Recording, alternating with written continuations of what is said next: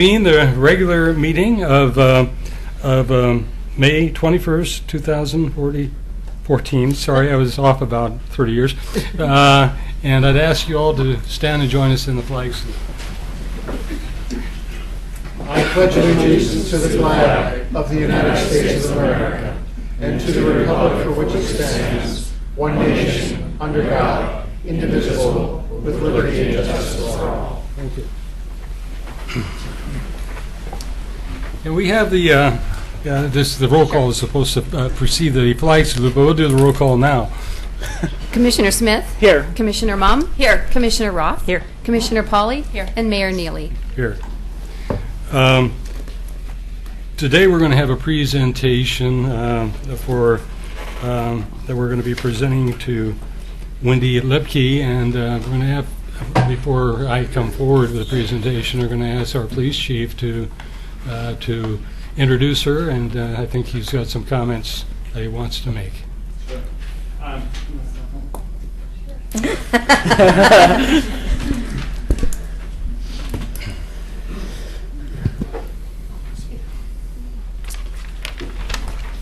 Good evening, Mayor and Commissioners. I'm very honored to have Wendy Lipke here with us today. Wendy's been in all of our hearts and prayers and minds for a long time, and it's fun to have her here so everybody else can meet her. I'm going to give just a brief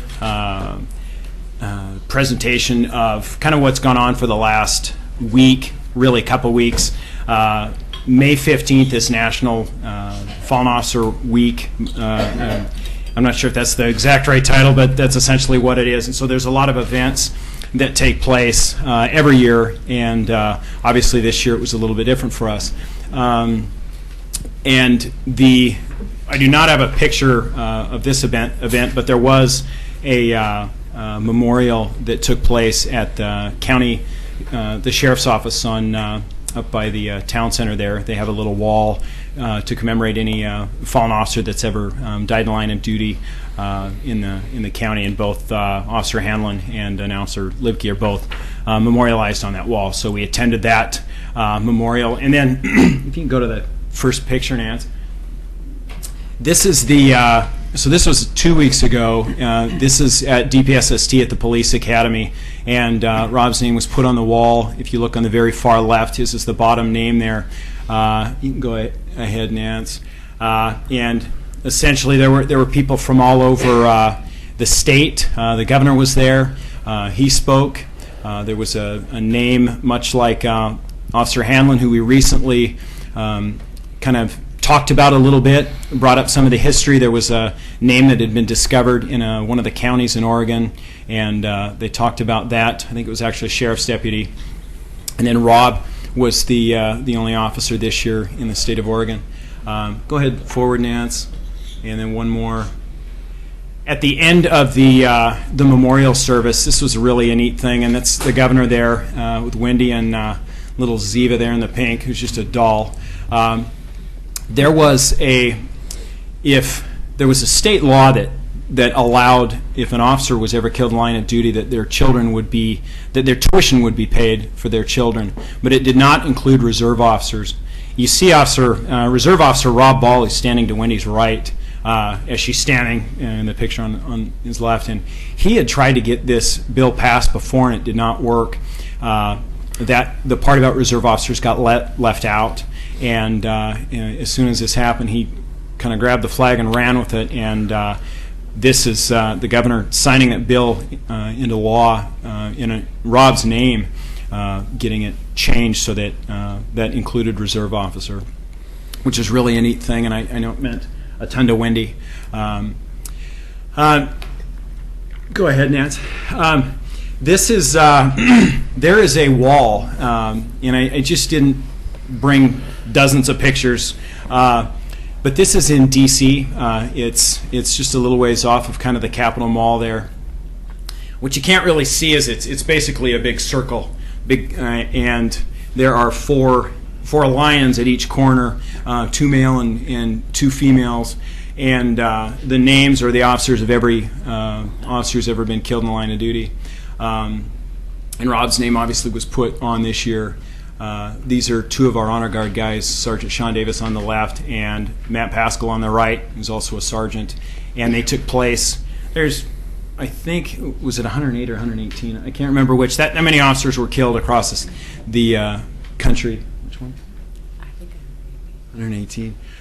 So there were a lot of other departments represented there too, which it was an honor for our guys to go and be part of the Honor Guard that basically runs the show there, including escorting all the families that came to this event to their seating and that kind of stuff. Next one. That's Sean pointing at Rob's name on the national wall. You can go to the next slide, Nance. And the kind of striking thing about this is how many people from different places in the country knew about Robin, and the fact that he was a reserve, that he was a volunteer, was a big deal to a lot of people. We saw this wreath that was placed right under his name, and that's from the Washington, D.C. Metropolitan Police, from their Reserve Corps. We don't know anybody from there. Somebody did email me later on, but there were people we never even met who were doing whatever they could to honor Rob. Next one, Nance. That's Wendy at the wall. Next one, Nance. There's Grandpa with baby Z. Next one, Nance. This is Wendy with this group of guys. They're from there's a bike ride that's close to 300 miles. Starts in New Jersey. It's 3 days, and what they're doing is everybody who rides in honor of somebody. And I don't know how many. I think there's hundreds of people who ride in this thing. This is a group of people all from Oregon who went back there and rode in this just specifically to honor Rob. And if you can't really see, but in Wendy's hand, she's holding a bracelet that each of them wore with Rob's name on it. And after completing the ride, they came and handed her. So she had this big. She looked like Madonna with. She had like 10 bracelets on. In addition, I know there were a couple people from the state of New Jersey and one from New York.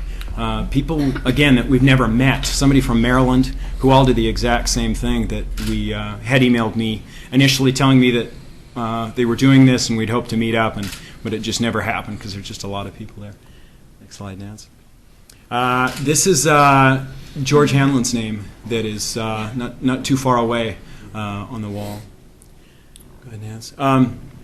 The big event is outside the Capitol. The Vice President spoke. Actually had a really good message. It was obviously right on the Capitol steps there. It was much hotter than it looks in that picture. Next slide, Nance. And then each officer's name was read and their family went up. The center of that wreath, there's a red carnation that each family was given, and each represents an officer. And as their name was called, somebody from their family would go up and put the flower in the middle until essentially the wreath was complete. And then that wreath was taken and escorted over to that memorial wall where it was under Honor Guard watch for until midnight that night. And our guys went and were a part of that. And this is after the service was over. It was close to 4 hours, and in spite of how hot we were, and how long the day had been, we still managed to eke smiles out on our faces. That's the last slide, Nance. I'm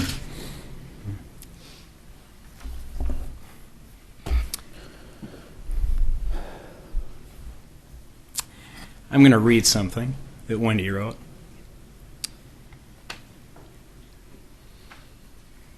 Sorry, allergies. On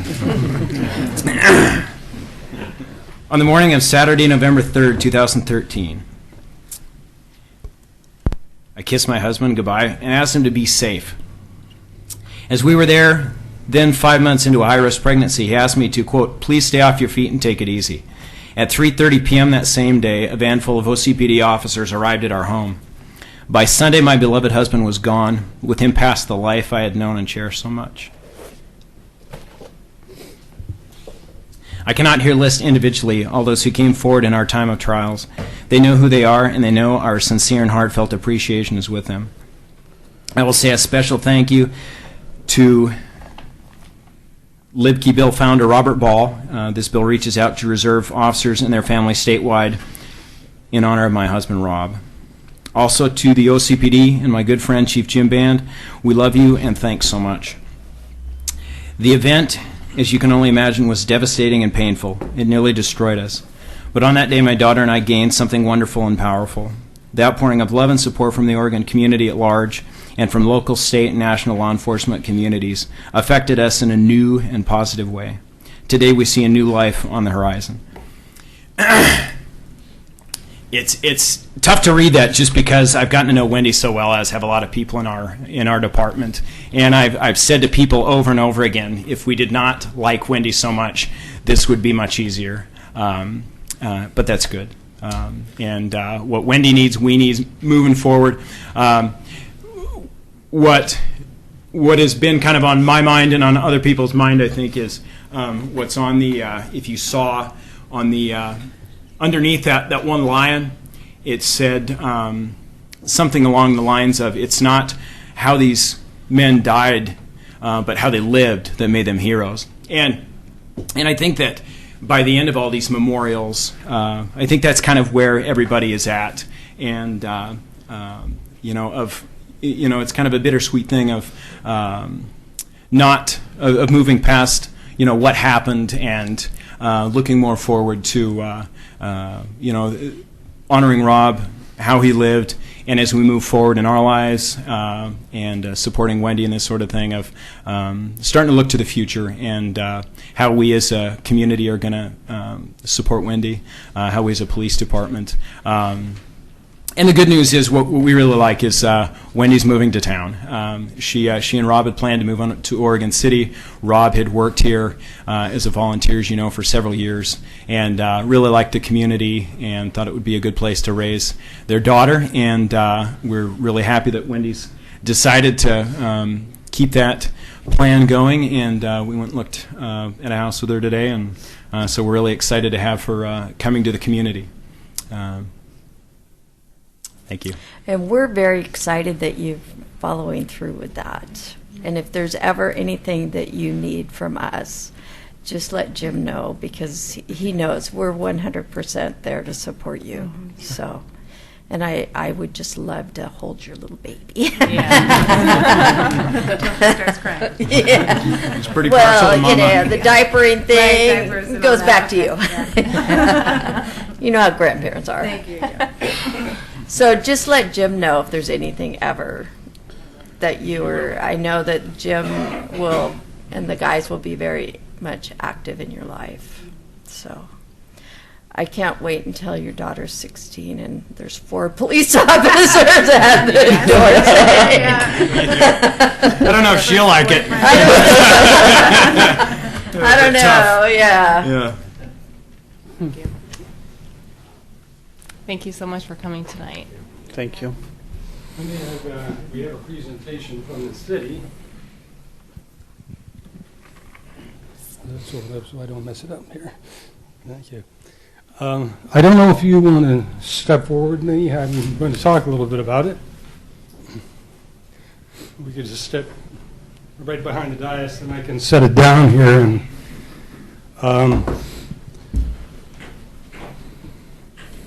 this is. Well, I'm going to give it to the city recorder to open it up.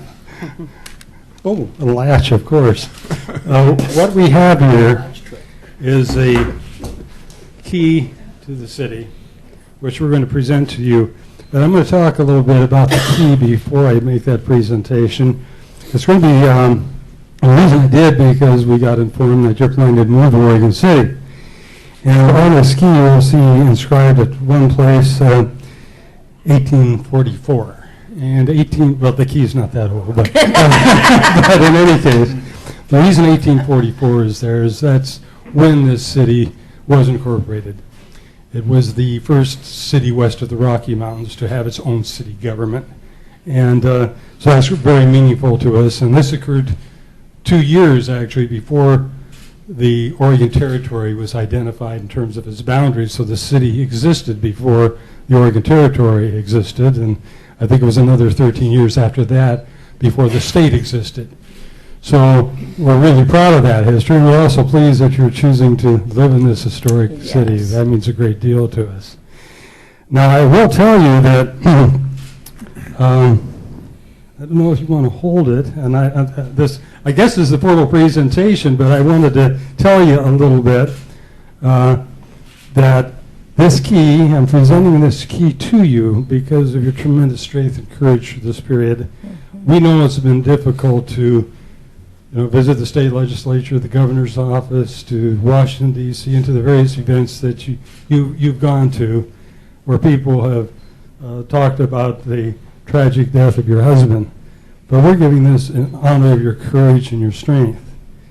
I will tell you, I haven't found any lock in Oregon City that fits. But I will tell you something, what this key is not needed. This key is not needed to open the hearts of the citizens of Oregon City. You already know from your brothers and sisters in the police department here that you had their tremendous support all this time. You've also had the tremendous support that of people here on staff that you perhaps are seeing for the first time. I think all of our executive management staff are here tonight, and our city manager as well. The support from the city commission. It'll be a long-term support. And we are just so thankful that you've been able to hold up through this period of time. We've got a picture of Ziva on there, so this presentation is not only to you, but it is to Ziva as well. Thank you very much. Thank you.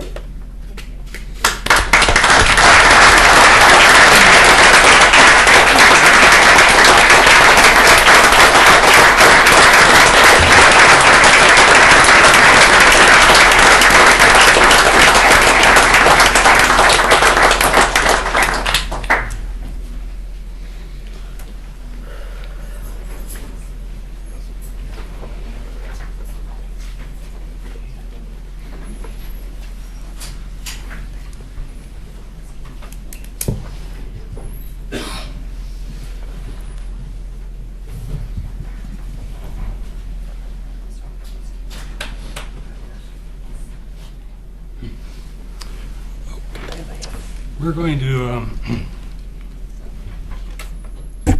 oh, I think I had it the wrong place. Just a moment, if I may.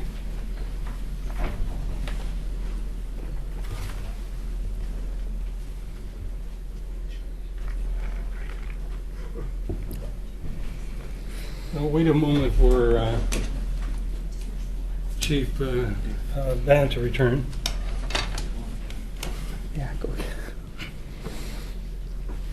Those were very good words. It was a lot of strength, I'm sure, that she had to use to get through this.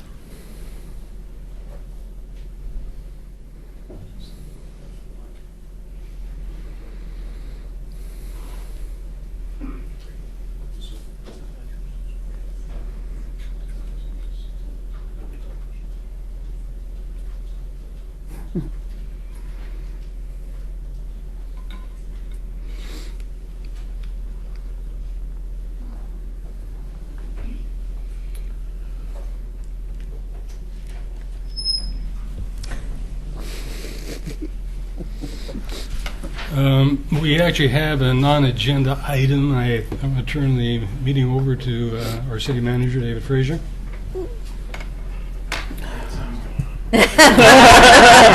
Something's going on. It's really off difficult. schedule. It's really difficult to surprise the police chief, Yes. but it I think is. we might have pulled it off tonight. Mayor, commissioners, city staff, and honored guests of Oregon City. Tonight I have the privilege of presenting two of our employees with the highest honor available for performance of duty to any living employee of the city. And this award is called the Distinguished Service Citation. At this time, I'd like to ask Chief Band. I have two employees actually who are going to receive this tonight, Chief Band, and you've met, and our Community Development Director, Tony Conkle. So if you two can stand over there. Come on out here. He's at the We're turning the podium. tables a little bit. These guys, We all had to be mum about that. for the past several months, these gentlemen have been handing out awards to others, so tonight we're going to turn the tables a little bit. The honor this evening is intended to be a complete surprise for Jim and Tony, and I want to thank their families and our department insiders, as well as my assistant Katie Riggs and Nancy Ide, for all their help. Both Jim and Tony are being recognized this evening for two specific phases of activity that each of them worked on during the past 6 months. The first of these matters is the one that Jim and Tony share and they worked on together, and that's the loss of our beloved Officer Robert Libke. And the first phase is their immediate response and their exceptional performance and outstanding leadership. Leadership and commitment is really what this is about tonight. And these two gentlemen, during those fateful first couple of days, I was in Tokyo, Japan at the time. I think Jim had been our police chief about 3 months, faced with a tragedy that many chiefs with 30 years of experience would have had difficulty dealing with. And that's not something you ever want to have to deal with, but to be a brand new chief and have that is really a challenge. And then, of course, Tony was an acting city manager at the time. He's filled in for me before, but he's never been a city manager. And I'm not going to go back to Tokyo for a long time. But I want to just tell you, it's, for a city that hasn't experienced something like this except every 100 years or so, it's not like we can practice for it and be ready for it. So I want to say a little bit about how it went down. I received a text message in Tokyo from Commissioner Rocky Smith before I heard anything about this from anyone else, and then we thought it might be a county officer or something.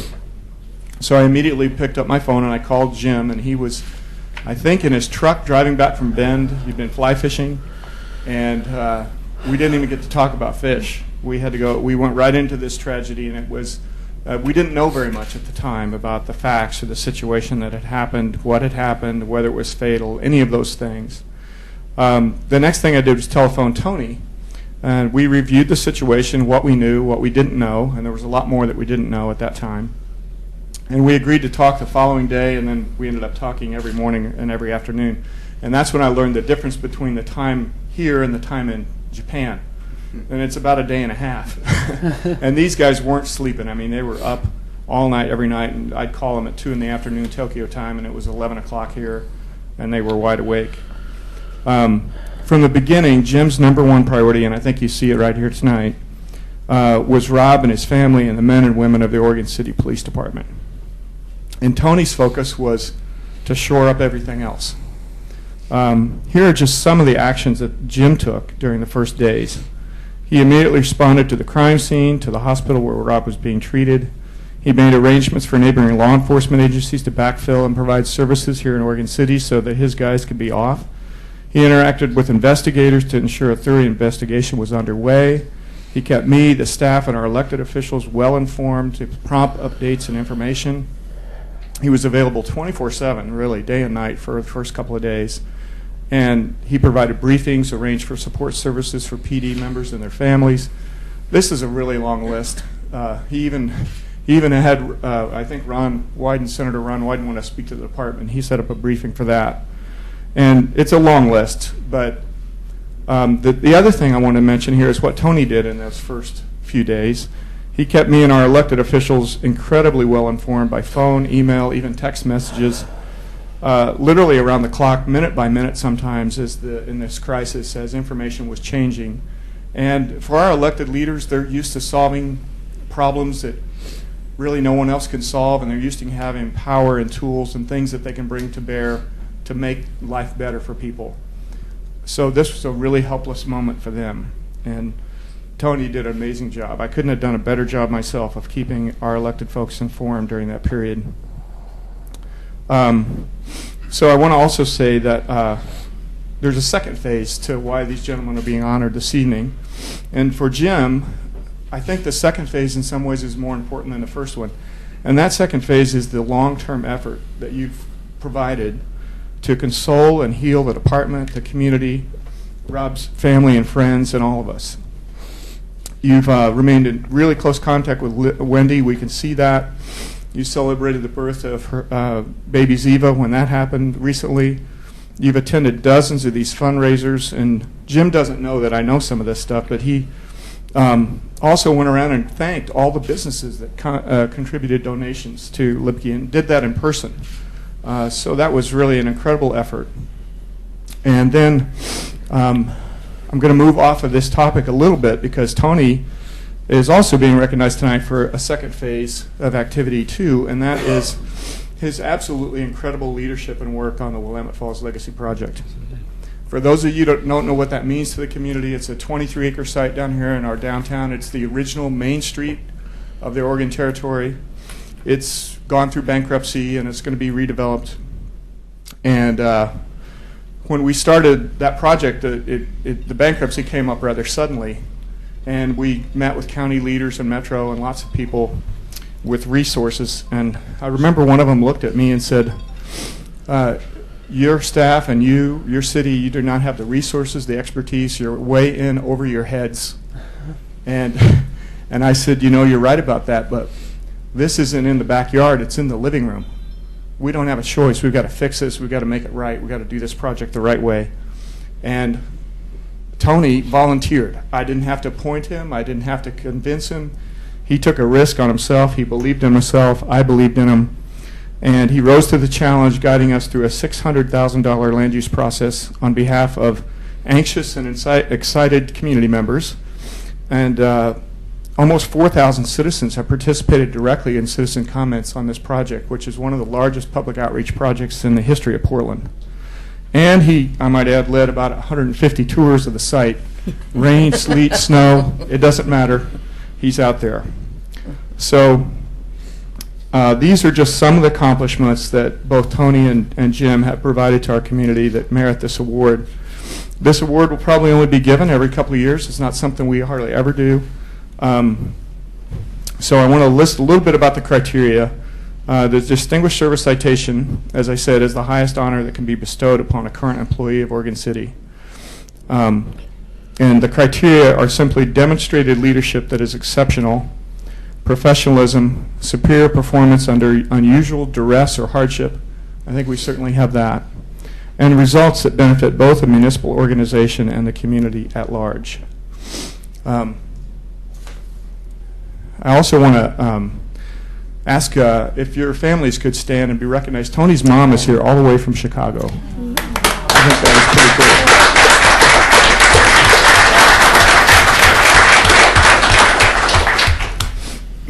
And then I actually have some physical item to give these gentlemen. It's a medallion. These were made by the Herndon Recognition Company in Portland. And each of these is a work of art in itself. And our artists on the commission here will appreciate that. I'll let you take a look. Pass that around. Nice. So this medallion has this historic seal of the city of Oregon City on it. And when you look at the characters and the detail in that seal, it really tells a story about Oregon, not just Oregon City, but about the state, because virtually every symbol that is important to the state's history is included in this insignia. So I think with that, I want to present these awards to each of you. Down there. That's Tom. Oh. That was a little clumsy. I think there's another one up here somewhere. This is Tony. Okay. Yeah. All right. So this says, City of Oregon City Distinguished Service Citation presented May 21st, 2014 to Anthony J. Conkle III, Community Development Director. Congratulations.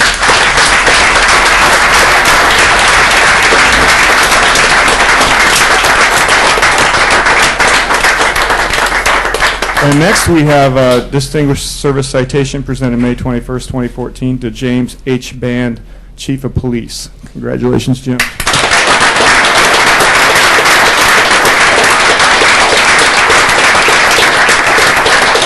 And I also want to give each of you a chance to say something, and also Mayor Neely, if you want to say anything. I just briefly want to introduce my wife, Malia, is here, my daughter Jessie, and my daughter Sunny, who I had no idea. Are they required to stand? Yes. Yes, you guys, why don't you guys stand up?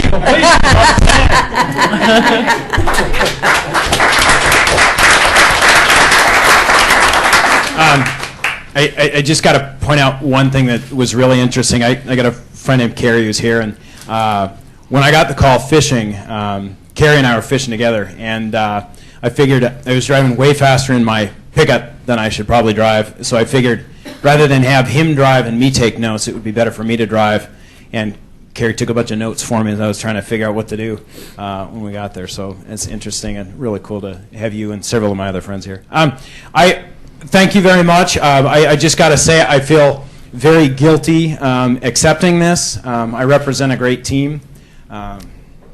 Yes, you do.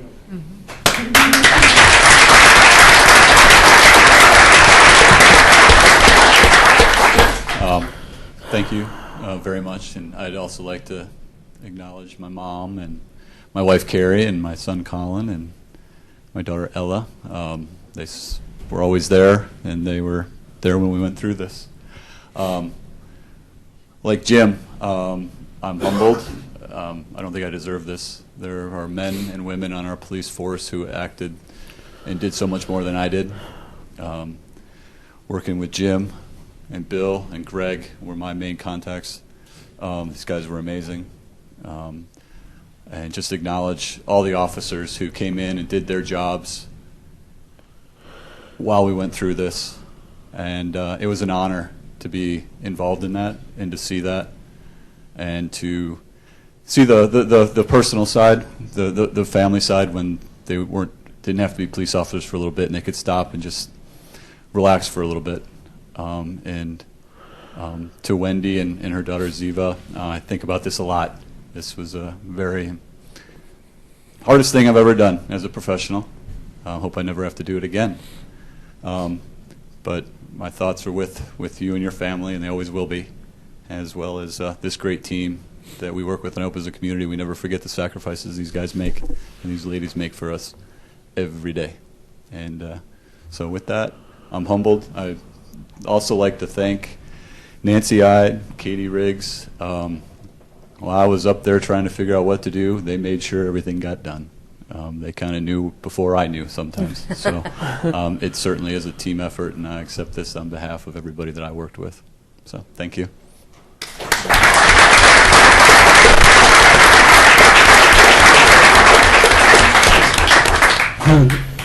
It's been my pleasure to serve on the City Commission for a total of 16 years.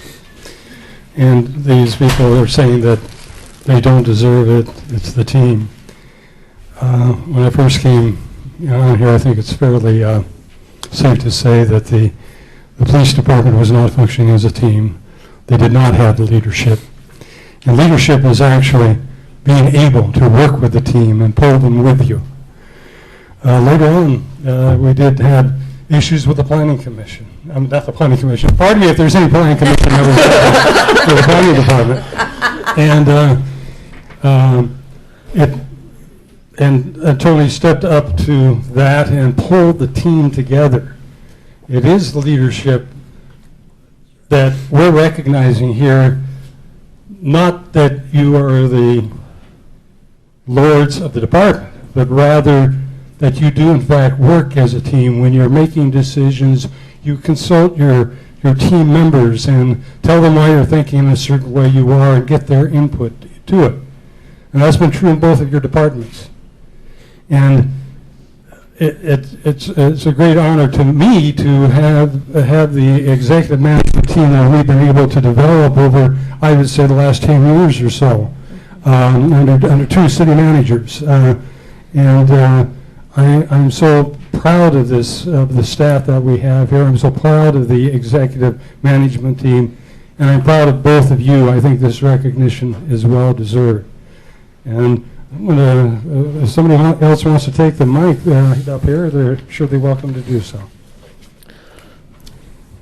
Well, I would also like to say thank you very much for the family that was there beside you two. I mean, they were at home, taking care of business, and so you were able to be here. And I appreciate all that you've done also. I just want to say we live in a great city, and it's deep. It's deep in history. It's deep in concerned citizens. It's deep in a great staff, and it's deep in ongoing support. And I'm just so proud of our city and all the exciting things we have to come. And just very proud. Thank you. Okay, gentlemen, so I have one more little thing for you, and I know this is really going to disappoint you. But since your families are here and we're celebrating your accomplishments, you are excused for tonight's meeting. Go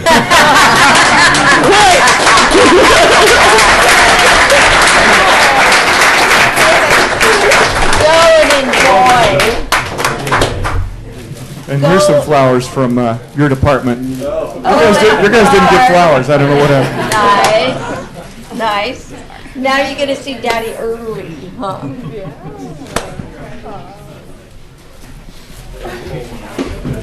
should probably take a 5-minute break and let it Yeah, that's a good idea. It's been suggested that we take a 5-minute recess as people are leaving.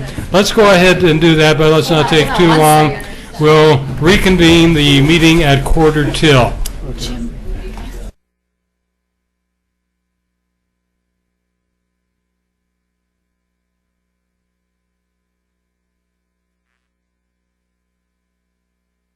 Then we'll go ahead and reconvene the meeting. This is the time for comments from the public. Oh, before I do that,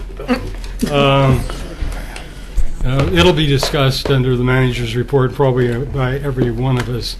We've got a great executive team here, and about 20 years ago I was on the library board, and we tried to put this bond issue for building a new library to the voters, and that didn't happen. And when the library leased space at what was in Danielson's, we just kind of let that go by, and then we got Safeway came in, and we lost that space, which was still too small. And it was such a great feeling after 20 years that we were able to pass this bond in Oregon City with the support of the people by more than 2/3 of the vote. Yes. And so I think most of you are here that recognize it, but I want to especially thank those people that were on the Political Action Committee, many people going out and canvassing. Maureen Cole has had a big stake in it, but she's extremely active in the campaign, as active as she could be as a public servant.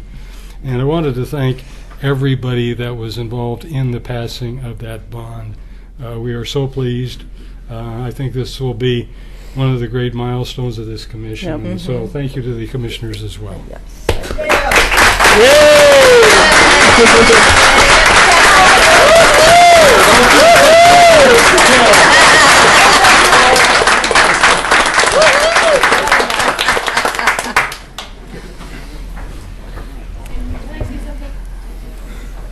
With that, Carol wants to say something. Oh, Carol wants to say something. Oh, I just want to say, I really do believe that the library is the heart of the community, and I'm so excited to have this pull together and keep the historic building library. So I think it's a great thing for our community. Yes, it is. Okay. With that, then, this is the time when we have citizen comments for items that are not on the agenda, and we have 3 people. I'll take them in the order. Bob LaSalle and Jerry Herman, would you step forward?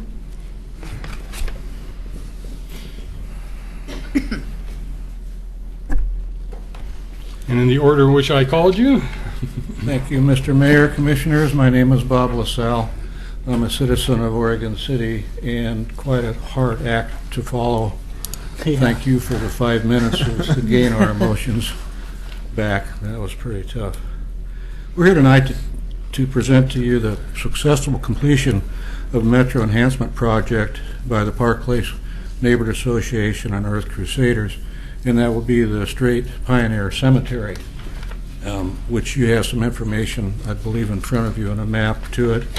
But this was an $8,640 grant, And to summarize, we put in, or they put in, I didn't physically get involved myself, 250 plants, an upgraded existing plants, 50 yards of mulch, 275-foot-long entry walk, which, if you haven't been down there, has some very nice signage now. And native evergreen hedge was established. And one interesting thing down there at that cemetery is if you see the rose, the big rose bush there, it's 150 years old. And it's still living. It was brought over by the wagon trains, so that's historic in itself. On the front page there, you can see we had a salmon bake to celebrate the successful completion. You can't see my picture because I got my head down and I'm just feeding my face as close as I can, because it was an Indian plank salmon bake, so it was pretty cool. A lot of fun. We had over 5 youth involved, and of course the Park Place Steering Committee was involved in that. If you look at the next page, you'll see kind of a timeline of the Oregon City area. And in 1843, the first wagon trains arrived, and the Strait family, who built that cemetery, was among the first people in that very first wagon train. So very, very historic. In 1844, they moved on to their land claim, and lots of things happened, huge floods and all kinds of interesting things on this timeline before you. In 1858, 56, all the Native Americans in the Oregon City area were removed by military force to the Grand Ronde Reservation, and at that time the third Hiram Strait house was built. So that was kind of a tragic time actually for the Native Americans. In 1883, Susan Strait died, and in 1897, Hiram Strait died. So a very, very interesting history behind that. A year before last, the Park Place Neighborhood Association cleaned up that Strait cemetery. We repainted the fence and cleaned up areas, and I was lucky to be the person to get to prune the roses, and then later on needed a transfusion. But that was fine. I found my forte is not pruning roses. So on the very back here, you'll see the location of the cemetery, and we're $5,500 in donated materials and supplies, 450 hours of community service by the junior ROTC youth, and also some disadvantaged young people. And that junior ROTC group, those are some very dedicated young people who have decided their pathway early in life. And having been a former Army officer, I really respect those young people for the commitment that they've been able to offer their community at that young age.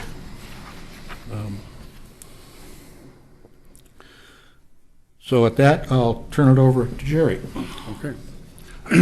The reason I wanted to give you that update was that this crew, the Junior ROTC, I've worked with these folks for a long time, were 3 years ago this crew that cleaned up the downtown, restored about 2,000 feet of Railroad Avenue, et cetera, and took on 42 street tree wells. And the reason I wanted to present you with some more information there was that I received a call about the condition of the downtown street trees, and I want you to understand that 3 years ago we started doing things with those street trees, including pruning and thinning that needed to be done.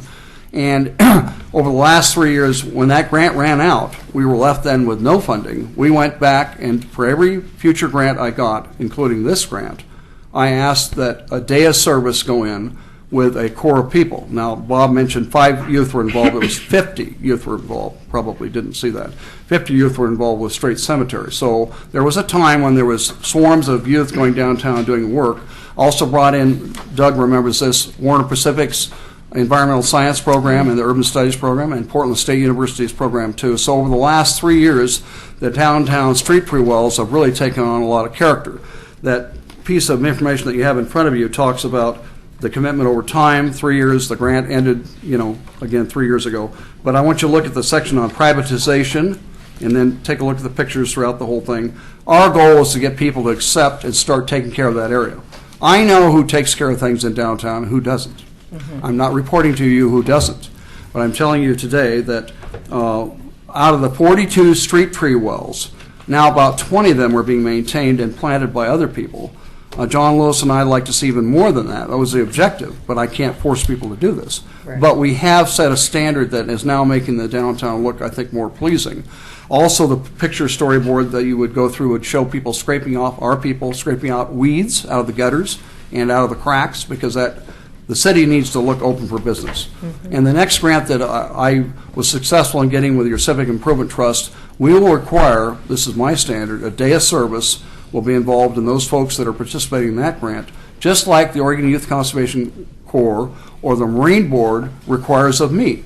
If I get a grant from them, they expect a day of service to help revitalize a river in the case of the Marine Board, or do some other public improvements. So I'm just suggesting to you that we have a kind of theme that we're working through here, and we really would like to seek a partnership for the long term with Public Works or someone else in your departments here to make sure that downtown always looks open for business.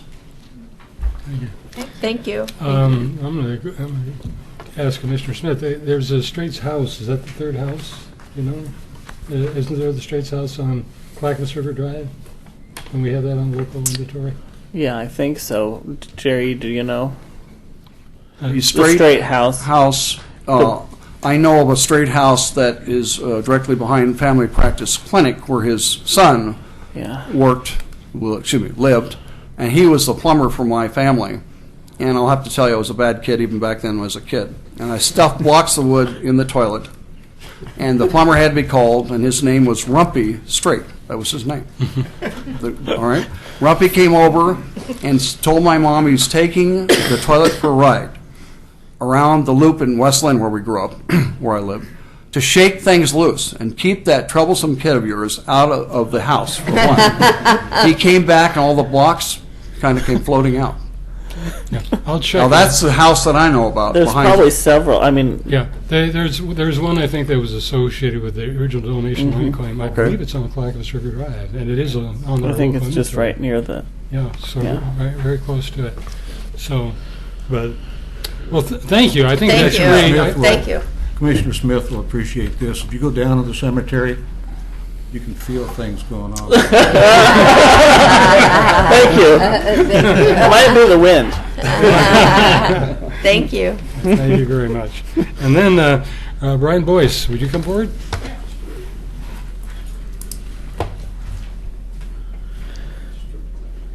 I'm Brian Boyce, as you mostly all know, I believe.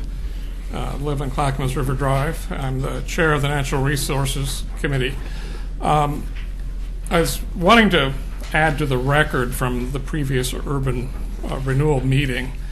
We did have a 3-page plus cover letter application that Nancy Hyde will send you folks by email next week. And we had put together a fairly conservative proposal for the city to consider beavers and so on. Jerry's just distributing to you notes taken, just quotes taken out of a 24-page Portland document of their management practices and recommendations. They talk about why you want to do it, when you don't want to do it, and the actual techniques that could be employed. And it's, of course, a really good document that they've spent a lot more money than Oregon City has for such activities, but it's of use to the city of Oregon City because you can make uses of their recommendations rather easily. And we just, as a committee, ask that this be given full consideration at a future time by the Urban Renewal Commission and other bodies within the city of Oregon City. So that's basically what I needed to say. And I'll also see that Nancy Hyde gets a copy of this electronically so that she can distribute it to everybody. Sure. In case you have questions about that sort of thing. Okay. Thank you. Thank you. Thank you. Since she since Chief Band is not here, I guess he found it a little embarrassing. But it was a few months ago that this video went national. Actually, Yeah, I think it was viral. covered on one of the national news media. I saw that. Yeah. Where we had a beaver apparently that had a young beaver that had crossed McLaughlin Boulevard and came into downtown Oregon Staring at all City. the headlights. And our police department escorted, and really were escorting the beaver down Main Street all the way to Abernathy Creek, I believe. I think he was embarrassed because it took a lot of police time to do it. And there were 3 police officers involved. One was on one side, one was on the other. I think they kind of had a hoop to pick up the beavers if they needed to. That wasn't necessary. They just, one would tap the beaver on one side, and one was veering on one side. The other tap would tap the beaver on the other side. And I think what was particularly embarrassing to the police chief, there was a 3rd police officer taking a video of the whole thing. Was that you, Bill? It was national news, and the beaver, as soon as he saw where to go, was quite delighted to do so. I'm sure he was. And I in spite of his embarrassment, I think that gave the police department a really credit throughout the country when they saw the concern for this poor lost beaver. So, yeah. With that, we'll go on to our regular agenda. We're opening public hearings, and we have the first thing is an appeal of the public. Adoption. Oh, excuse me, adoption of the agenda. Thank you. Does anybody want anything pulled off the consent agenda? No. Hearing not, we'll go forward to the public hearings. An appeal of the Public Works Director's decision to deny a request for a system development charge reduction for the redevelopment of 514 7th Street. And we'll let the process start with introduction by our Public Works Director, John Lewis. Thank you, Mayor and City Commissioners. I clearly drew the short straw this evening, and well, I didn't. It's unfortunate that changed temperament of the meeting. It's going so well, but I guess I'd like to start by saying this is my first appeal, so don't feel real good about that. The other thing that I'd like to say is Public Works, as one of the administrators of our code, often finds itself on the opposite side of often proposals that make good sense, but we don't like to be on the opposite side. Usually we're not on the opposite side, but in this case we've taken a position based on the code and what the code allows us to do, so I'm going to go ahead and go through that with you, but I apologize for changing the tempo of the meeting. So, yes, this is a public hearing. It's an appeal of my decision to deny the request for system development charge reduction. And reduction is a little different than credit, just so you know that in our SDC code. Reduction is something that happens with a prior development that was there. They're going to have a reuse. Oftentimes they get credit for that reuse, and we call it a reduction. And this is with regard to a piece of property on 7th Street. It's actually got 2 addresses, had 2 addresses, 512 and 514. And that property is owned by Michael and Lana Besplay. Is that right? Bespali, okay, sorry. And Todd Eisland is the architect who's been working with them. So my recommended action is to deny the appeal. The property does not qualify for an SDC reduction because the property has not had an existing structure or use for more than 18 months, and that's the way the code defines existing structure or use. So this appeal, what I don't think it's about, and is it's not about the unit charges that we charge for SDCs. It's not about our SDC estimates. It's not about the SDC methodology that we use. It's not about our classification of prior uses or anything with regard to the math behind the SDC. It's not about our handling of SDCs and how we have worked with this particular client. This appeal is about the definition of what an already existing structure is. And in our code, it defines it as an 18-month period. The applicant may appeal the director's decision as to the amount of the SDC or the amount of an SDC reduction or reimbursement to the City Commission. So that's why we're here. Just to kind of let you know, the Oregon legislature adopted system development charges in 1989. In an act, the SDCs are intended to allow new development or redevelopment to pay for the impacts that it has on the jurisdiction, existing or future infrastructure. System development charges are assessed at the time of the increased usage of the capital improvement or issuance of a development permit or building permit or connection to a capital improvement. So what's not, and there's a lot of information in the record on this that I didn't want to go through again. Hopefully you've had a chance to read that. But what I did want to do was remind you about a couple of plans that you have either adopted or soon to adopt and have heard a fair amount about. And our transportation system plan is one of those. Our transportation SDC is when someone comes in to get an SDC or pay an SDC, transportation's the highest of all the SDCs. Typically, they're around 70% of the SDC charges that a property will pay. But I just kind of wanted to point out this document because it's an important one. We also have the Water Master Plan, which has got a fair amount of capital associated with it, some of which is paid for using rates, others which is paid for using SDCs.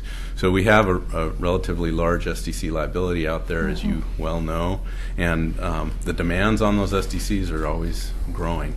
And in just a short excerpt from the Transportation System Plan that I thought I'd share, the title of this section is called Funding Shortfall. Over $162 million worth of motor vehicle, over $50 million worth of pedestrian, bicycle, and shared use path improvements, and $9 million worth of transit, street crossing, and family-friendly route projects were identified by the city. If you remember, we went through a fair amount of public involvement to get that list created. Then we had to go through the process of identifying what we could afford, and our choice was to not reduce transportation system development charges, was to maintain our existing transportation. So we kind of backed into what the project list, how long it could really be on the funded side of that. So anyway, of those projects, approximately $100 million of the motor vehicle and $23 million of the pedestrian, bicycle, shared use path projects are needed to accommodate new development and therefore eligible for SDC funding. Over $73 million of the investment were included in the likely to be funded transportation system, as shown in this figure on the master plan. About 80% of these investments were eligible to utilize SDC funding. All expected city revenue for non-SDC eligible projects was about 20%, so we were probably going to pay for that using rates. So I think it's important for you to remember some of the need out there and how these SDCs come about. It's not about preventing development from happening. It's about remaining sustainable with how we can afford to accommodate our existing citizens and our existing businesses, as well as new development, and trying to do that in a balanced approach. So I think with that I'll close and open that up for other comments or your discussion. Before we have the appellant coming forward, are there any questions that the commission has of Mr. Lewis? Maybe after. I'm sure there will be. Invite the appellant to come forward. Identify yourself and. Iceland with Iceland Architects, 1307 7th Street, Oregon City. I've been a longtime resident here and business person here in the community, as Dr. Vespali, who would like to build a new clinic at this location. They purchased this property after it was demolished by a fire. Well, it wasn't demolished, it was burned, and then the demolition was compelled by the city. The whole process has taken many years to get to the point where we're at due to the economy and other issues. What we're really after is credits for what was previously there. We understand the need for SDCs and feel that they need to pay some, but we'd like to see the credit for what was there originally. The building was originally constructed in 1890. So from 1890 to when it burned down in 2007, there were taxes paid on that, which helped to maintain the city's infrastructure. The infrastructure that's there currently is adequate to support the new use, so there really is no new infrastructure needed. And that's why we're requesting the credits. Those credits and discussions with Mr. Lewis mean the difference between somewhere between 80 and 85,000 and the liability that they would owe of between 4 and 5,000. So it's a big gap, and that's why we're here. And I'd like to bring Dr. Vespali forward too, to he can shed a little more light on the process that he's gone through to get to this point.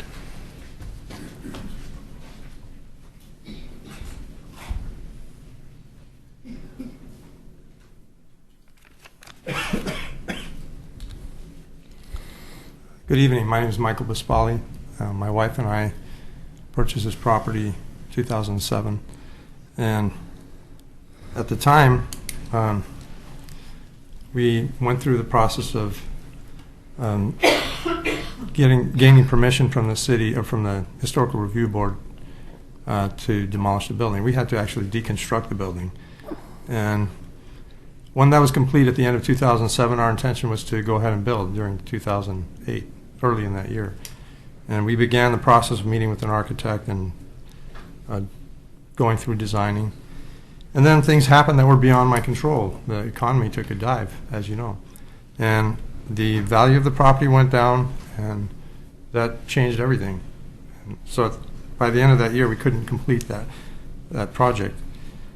And even though we put forward a good faith effort, we couldn't complete it in 18 months. However, we did complete the deconstruction. We had 2 pre-application meetings. We were able to more recently acquire the lot next door for parking purposes. That was another issue for delay. We now have a Historical Review Board approval, and we have site plan design review approval that's pending. And I have been working for the past 5 or 6 years continuously trying to make this project a reality. I've already invested a significant amount of time and resources to fill in this empty lot, and this lot will be an asset to the community. Once the building is complete, it will also bring in additional property taxes. What I'm requesting is that instead of having this across the board 18-month or whatever time frame, would it be possible to just take a look at my situation on a case-by-case basis? If the economy was better in 2008, I would have had a building already done. But now things are turning around a little bit, and I'm ready to move forward. And for all these reasons, I'm requesting a reduction in the SDC fees. I thank you for your consideration. I'll start off with one question. The application you put forward, was it in 07 or 08? No, it was not. We submitted for a pre-app in 2012, and at that time we were told that most likely we would receive credits for what was existing because there had been a precedent in the past for that. And then we were also advised by city staff at that time to hold off on our moving forward with our site design application because we didn't have adequate parking and they were going to have to lease parking. And the TSP was in process of being adopted, so we were told that most likely there would be a reduction in required parking. That didn't happen. So the lot became available, we redesigned everything. Building got much bigger and it got smaller again to meet budget constraints, and so we're at the point where we're ready to submit for building permits now. Now, when you were told, can you tell us who told you? I mean, I presume it's staff. It was staff, yes. City staff, planning staff. Okay. And it was not a guarantee, it was just an advice. Right, I understand that. Mayor, can I add a couple things? Yeah. Well, Let me find out, first of all, if there are any other questions, and then we'll go to your response, John. Any other questions at this point? I just want to clarify something, and I was reading in the letter from Mr. Iceland, and it's, I believe you also stated that there are no new structures needed or infrastructure needed. Everything that's there is what is needed to The build water, this building? sanitary are there. We're actually decreasing impervious area on the site. We're generating, we had a traffic analysis done. We'll be generating 45 more trips, and so we would expect to pay for those. And the pedestrian SDCs and the park SDCs are relatively new, so we would expect to pay those in full. Okay, thank you. Any other questions? I have a question. Go ahead.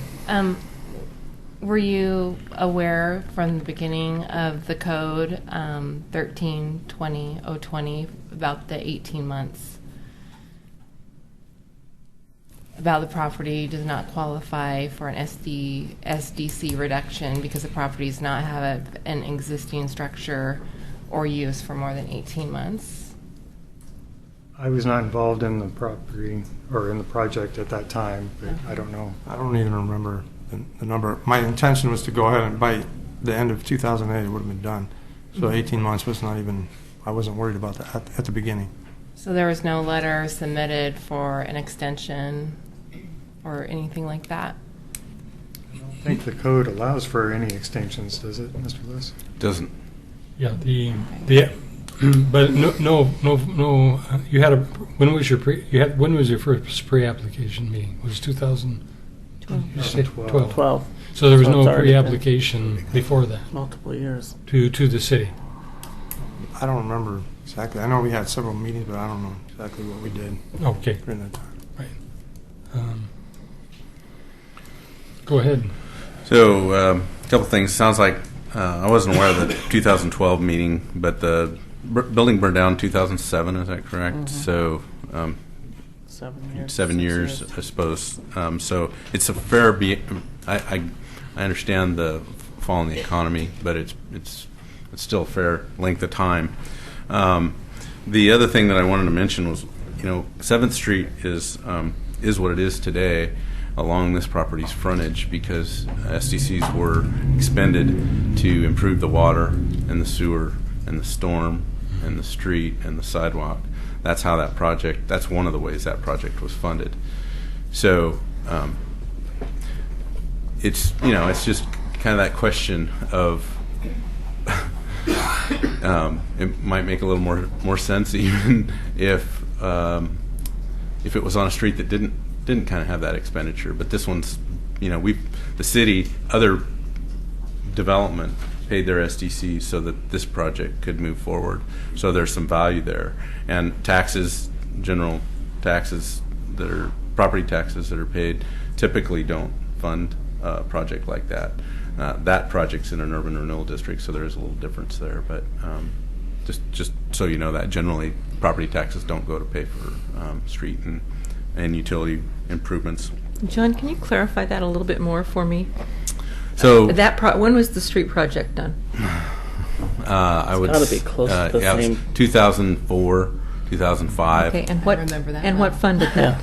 Yeah. There was a variety of pots of money that were used for that: utility funds, utility SDC funds, urban renewal. Yeah. Yeah. Okay, was any of it put forward by the property people fronting that? Well, there was no assessment. There was no assessment that was done. There was funding used from urban renewal that, as you know, is developed from within the district. But my main point is that a fair amount of that project was funded through SDCs. And SDCs are intended to, I've heard several people saying growth should pay for itself, and actually the SDCs are intended to do exactly that. That is, they're not directed to the services that come to your property. Mm-hmm. They're directed on impact that you will have on the whole system. Right, So a lot of SDCs collected in one place don't necessarily go to Right. that area. Right, and Right. it's true. There's adequate water pipe sizes out in the street because we built them to that. But there's other places where, as you know, there's not. Same with sewer. That's the kind of way SDCs work. As property develops or redevelops, we collect. The other thing I wanted to say is this building was built in 1890 and remodeled in 1940. At that time, we didn't have SDCs, so we haven't collected SDCs from this property ever. So I think that's important. And one last comment, I'm a little worried about a decision that would go in the direction of an appeal, because I think it's a very slippery slope the minute we step. Now, if code revisions need to happen, that's a different thing. And in fact, we're bringing code revisions with regard to SDCs before you soon. And, we think maybe there's a reason for some adjustment with this time frame, but not 7 years. So we're thinking something much less than that. But to acknowledge that 18 months can be, especially in the case of a fire, sometimes it takes that long just for the insurance to come around. So we think the 18 months is short. You haven't acted on that, and that's our opinion. I don't know what your opinion is, but we want to bring that before the City Commission, and we're scheduled to do that in June. I want to add one thing too. SDCs are also imposed and added on existing structures if the capacity of the business changes, and I know this from experience. That's right. So it's the existing infrastructure and everything, nothing with the pipes changed or anything like that, but because the nature of the business changes and there's more people involved, then there are SDCs imposed on that to pay its way for development. In most jurisdictions, and Oregon City's starting to do this for remodels, assess SDCs based on number of fixture units for plumbing and for sanitary sewer, amount of impervious area. Oregon City bases theirs more for development and redevelopment based on zoning and square footage. It's a different method than most cities use, and the net result is actually Oregon City, based on my experience, has significantly higher SDCs than most other jurisdictions in the metro area. And my understanding is, and we need it. my understanding is that that's not true. The building we're looking at putting in there is less of an impact on SDCs than what was there previously with the apartments and everything. We certainly had more. We have 45 more traffic trips. Right, but as far, yeah. But, there's less impact as far as impact on the plumbing system, the sewer system, the storm system. This SDC thing, you find yourself as one of the people who administers these things. They are expensive, but the cost of the infrastructure that we're facing is equally or sometimes much more expensive than what we're trying. We're trying to strike a balance, and so I don't want to. I feel like I'm apologizing for SDCs, but the bottom line is they're reasonably. They're based on reasonable methodology, and they're based on reasonable amount of need. And if we start chipping away at how we charge those, when we charge those, we're going to be on the losing side of that. And I hear the demands as much as I hear the demands for improvements more than I hear the complaints about the SDCs. So whether it be a roundabout at, I hear that all the time. Roundabout at Leland, Lynn, we need a roundabout there. We need better walking facilities on Leland, Lynn. We need a signal at Washington and 12th. Those aren't cheap things, and I don't. What the ask is on the SDC side is commensurate with that need. So I don't know how else to say that without sounding apologetic. Commissioner Smith. I think I stood there all night watching that building burn. It was a huge loss to the city, I think, and in fact, I'm very into Oregon City's history, as you know, and had no idea at the time I was watching it burn that it was as old as it was. I figured early 1900s, but when after the fire and realized how important that building was. So I don't think anyone disagrees with the importance of filling that void in that space, because it just needs to be done. But I think what our public works director has said is exactly right. We can't just make an exception for one person, and we just can't. And as much as we would like to, And I think this is not the first time we've had that kind of a discussion in the city, not just with SDCs, but with a lot of different topics. Well, can we make an exception for this one problem? And we just can't. And if we do, we have a lot of problems. I think the mayor spoke tonight about the transition and where we are with the police department. In 2008, we were down 10 police officers. You know, how do we service the city with all of those services that we desperately need? And we've made a lot of progress in the last, 4 to 8 years because of, really making sure we're trying to service the city that we have. And so I think we're all very cautious about, especially right at the beginning of what we hope is a resurgence in development, to just start making reductions. I think as much as we would like to see that development get kicked up, we have to also make sure that we are not putting ourselves back in the same hole we just got out of. We need to have a public hearing. I think it sounds like we're trying to come to a decision at this point. You need to finish the hearing before the deliberation. Right. So, And if David anybody else wants Frazier, to- you're on the list. I think I can speak during the, after the hearing's closed, Your Honor, Okay. during the deliberation. Mr. Roth? I'll do the same thing. Okay. With that, we will open the public hearing. Can I ask a question? Yes, go ahead. So you were saying that you were looking at credits and you weren't getting credits. Correct. Is that what your issue All we're is? after are the credits. We understand the need for SDCs and Yes. feel we need to pay our share. Yes. But we don't feel that we're being given any credits for the existing use and that we should be. Okay. I just want to clarify one thing too. So it says in code 18 months, and it's been about 84 months. Is that correct? And I think the code probably should be revised. I mean, it's pretty much impossible if you have a fire or something to go through the process with the insurance company and the planning department, and that process is going to take 3 years in most cases. This has taken longer in a big part because of the economy. When you can't get financing to build the project. Any other questions? With that, we'll open the public hearing. Do we have anybody signed up at this point? Welcome aboard.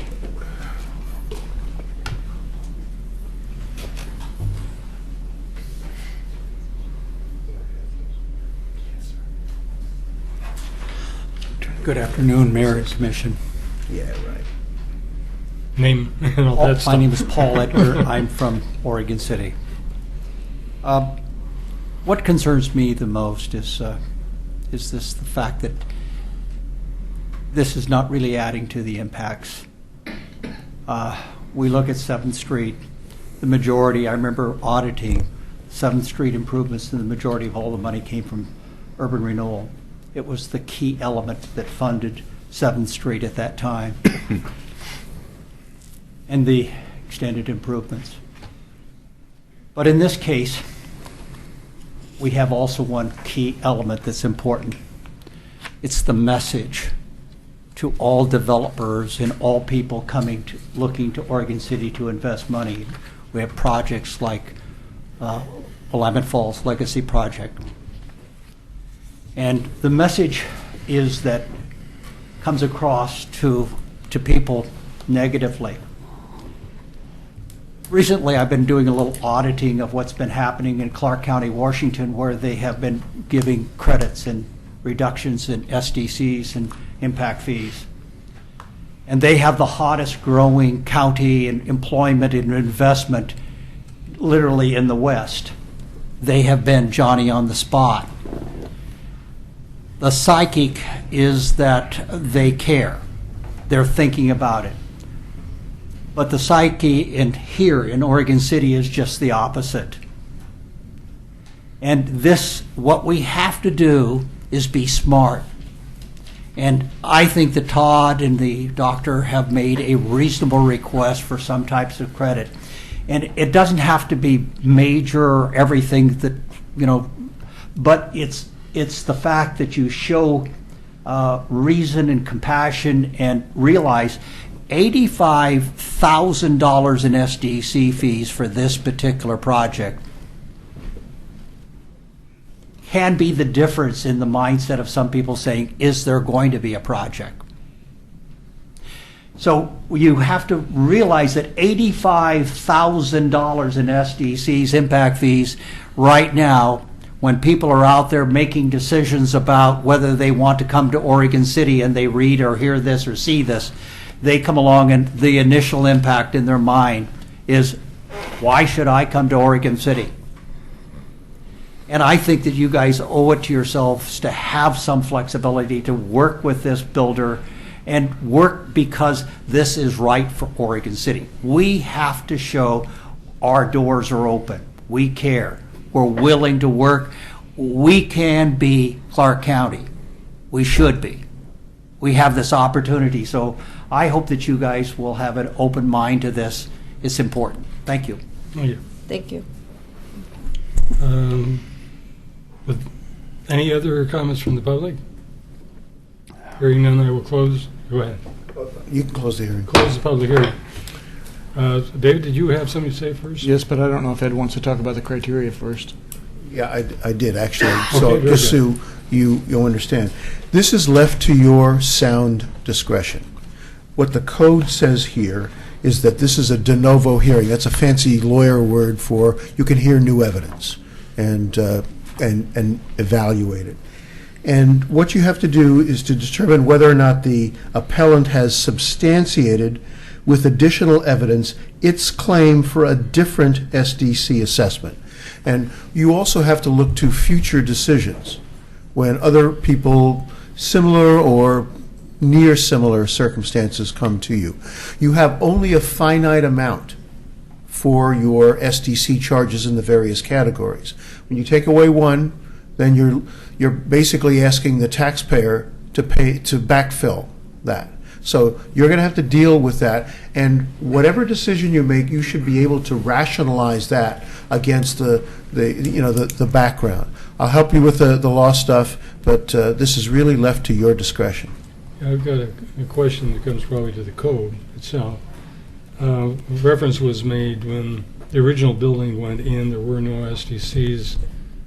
Does that make any difference really in terms of... Not according to the code. Okay, so the fact no SDCs were paid prior to this particular development, it's still a case of... Code makes no differential there. Okay. Mayor, when we started our meeting this evening, you were mentioning that Oregon City is the oldest city west of the Rocky Mountains, and with that comes some of the oldest infrastructure as well. And SDCs, as much as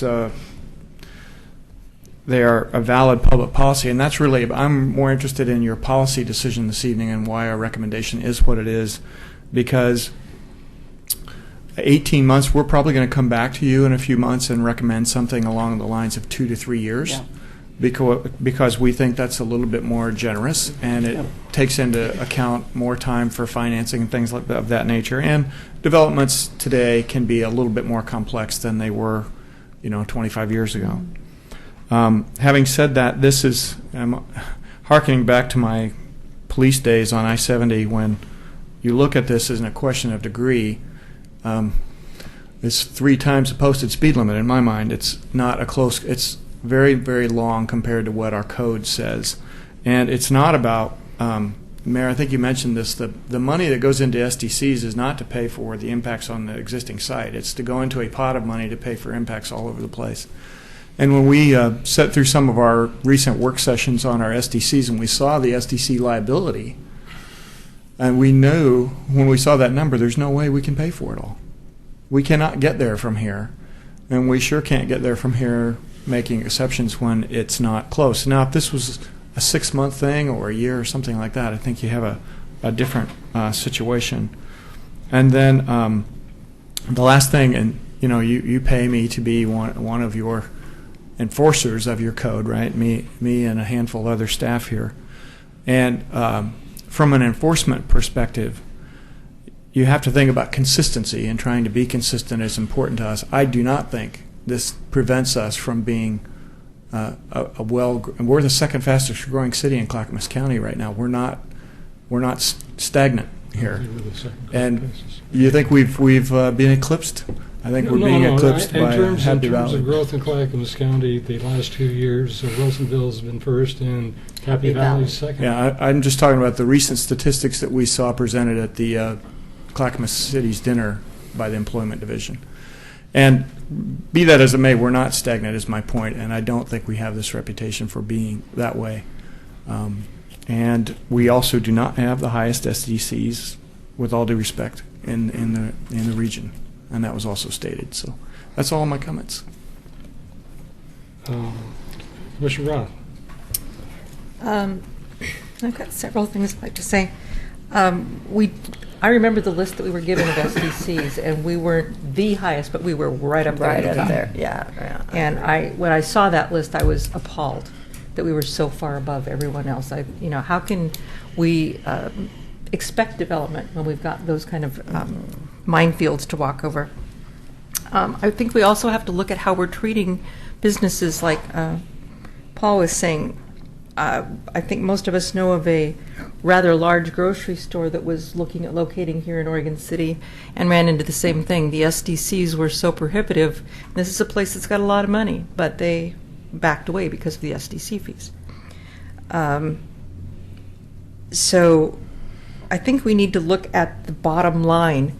With the improved property, we're going to be getting more income. We're going to get property taxes and other income, and as well as taxes that are generated from the business that will be operating on that property once it's up and running.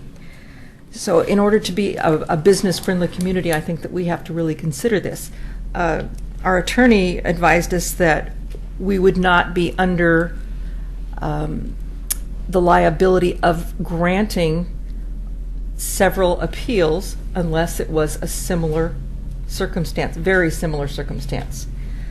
I don't think that we have that many pieces of property who were purchased during the economic boom, which was followed exactly a year later by an economic downturn, and then had a loss of structure. I don't see that we're going to have that many pieces of property coming up before us with that type of a history to look at.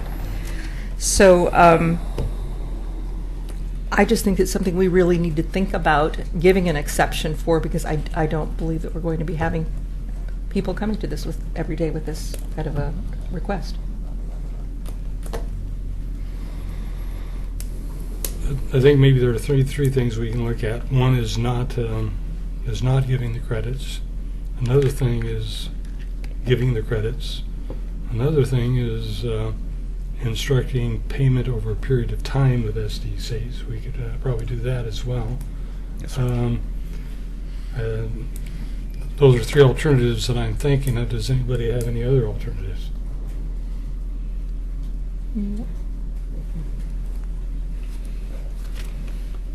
If I would say if we're going to make the decision to give the credits, I think we've got to be very careful on how we structure the statement. Yes. I'm going to ask the applicant to come forward because I do have a question, and the owner as well. There's probably. So you're reopening the hearing? Yeah, I'm reopening the hearing. The question that I have, it sounded to me in your presentation that there never was an intended other use than the one you took on when you purchased the property. Is that correct? And is that strictly for your office space? The upstairs will be my office space, and downstairs will be some rental Okay. or retail. Right. And it's a little, and you may not be able to think back to it. Was there any documentation between 2007 and the 18-month period there that we've been talking about that the city has indicated you were talking about that same use? Use, but we adjusted the size of the building, but it was always But the same. the use was intended to be the same. It's the same. There were, Mrs. Pispali also reminded me that there was an extended environmental cleanup of the property also. There was a lot of asbestos and oil tanks, and that took a substantial amount of time also. Okay. Any other questions while we have it here? Thank you. May I make a comment?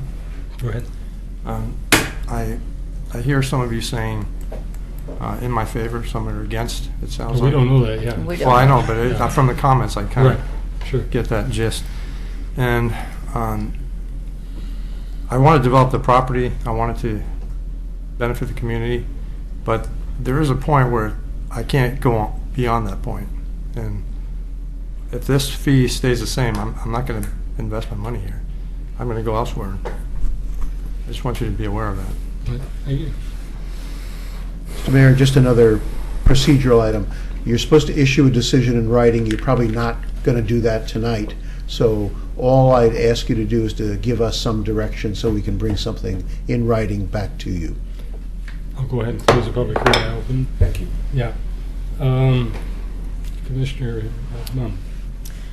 John, can you explain to me about the credits and why you chose not to give them?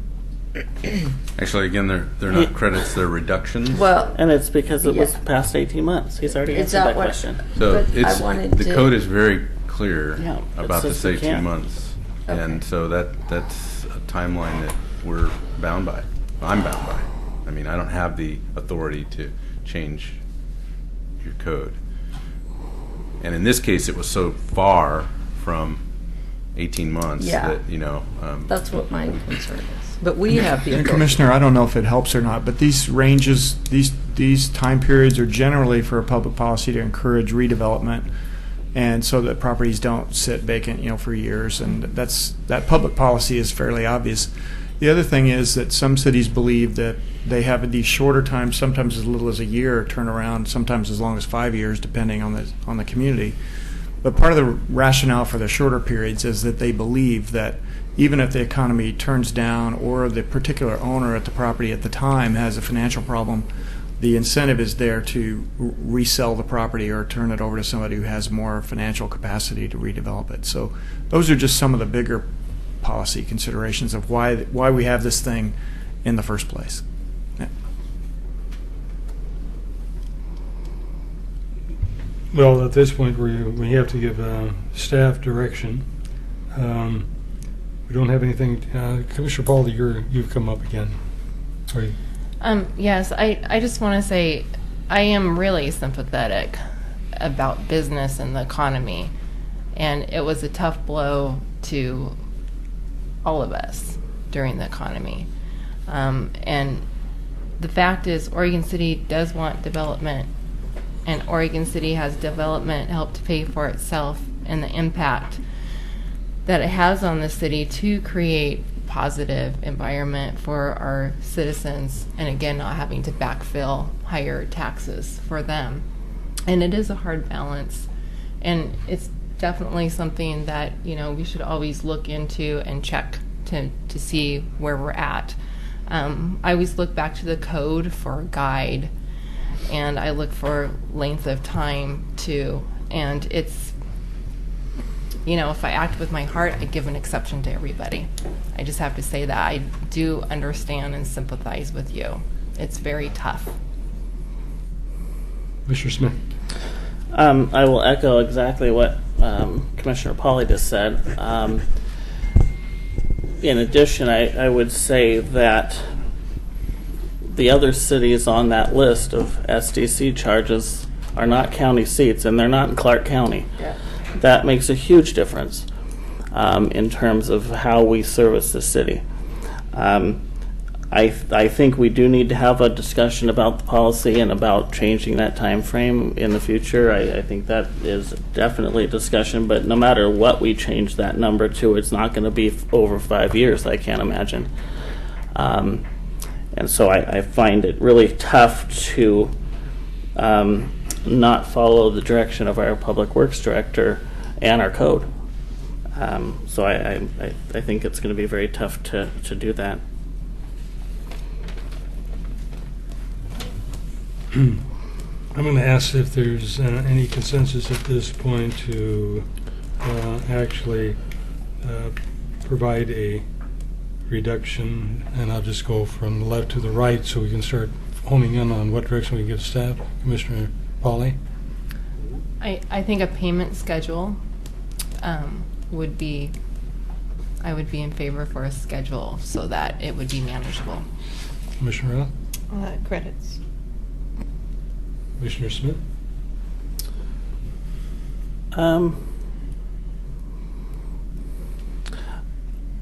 I think I would follow along with Commissioner Polly. Commissioner Munn? I would have to look at the credits.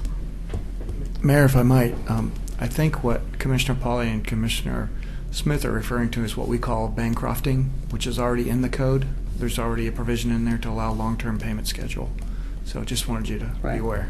Right. Could you inform us what that period is in the Bancrofting? It's over a 20-year period. 10 year, yeah. I think it's 10 years, and it's 1% over prime or something like that. Yeah, 1% over prime. Is it 10 or 20? 10. 10, and then you can extend. Oh. Okay. The decision to extend, is that it will be on the part of the commission that sits at that time, or it can be on the part of staff? Yeah, probably. So it's a commission decision. You should use the default 10, because you can't bind a future commission. Okay.